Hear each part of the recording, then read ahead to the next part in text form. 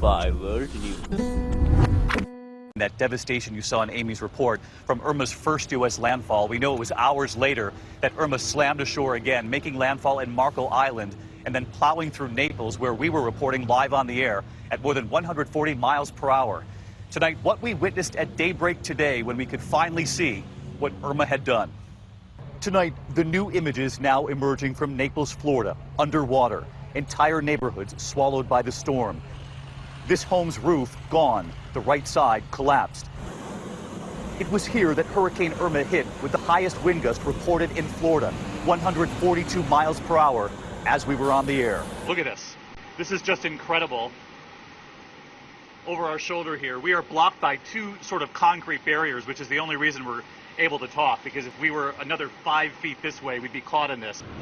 Trees snapping, pieces of the roof above us turning into projectiles, debris flying through the air.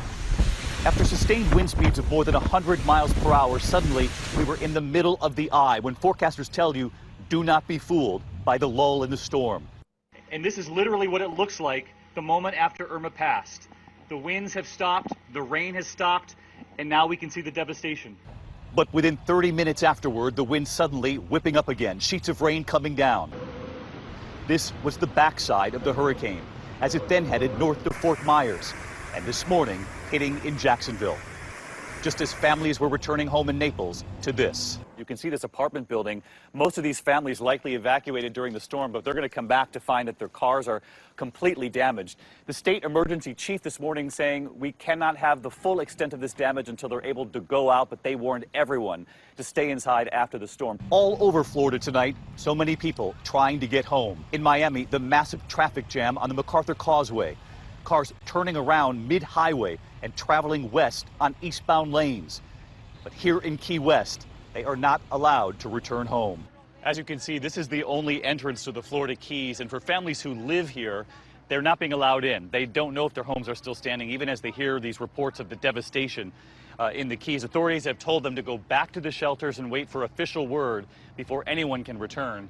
And you can see the authorities are standing here. They're holding firm. Andrew Garcia telling me he's been waiting since early this morning to go home, but they will not let anyone in. Frustration and fear mounting for so many families waiting to see if their property, their homes, survived. What do you make of the destruction you're hearing about further down? Further down is further down. The roads are washed away. You guys aren't going to go pave the roads before letting us in. It's going to be weeks before those roads get paved. But my house, my parents are there. Why not let us go home? I'm glad they're okay. You know, yes, we're very thankful. We're very grateful. You just feel for these families.